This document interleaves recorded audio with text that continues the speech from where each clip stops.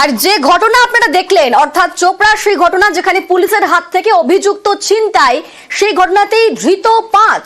কালিকাপুরে অভিযুক্তকে ছিনিয়ে নেওয়া হয় আর তারপর রাতভর অভিযান চালায় পুলিশ, শেষ পর্যন্ত ধৃত 5। আমাদের সঙ্গে রয়েছেন প্রতিনিধি চঞ্চল। চঞ্চল, কিভাবে তাদের পাকড়াও করা হলো, কি খবর পাচ্ছি?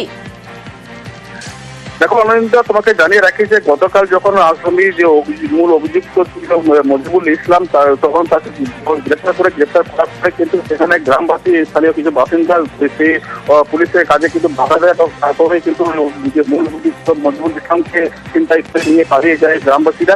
এই ঘটনায় কিন্তু পুলিশের কাজে বাধা দেওয়ার অভিযোগে কিন্তু 5 জনকে গ্রেফতার করেছে এবং লাগাতার যে ওই এলাকায় কিন্তু রাতভর অভিযান চালায়। অভিযান চালানোর পরে কিন্তু পুলিশ গতকাল কিন্তু বেশ কয়েকজন আটক করেছিল। আটক করার পরে কিন্তু আজকে এদের মধ্যে 5 জনকে কিন্তু গ্রেফতার করেছে পুলিশ এবং মূল যে অভিযুক্ত মজিবুল ইসলাম তিনি কিন্তু ফেরার হচ্ছে এবং তার সাথে চিরুনি তল্লাশি চালাচ্ছে চোপড়া থানা পুলিশ।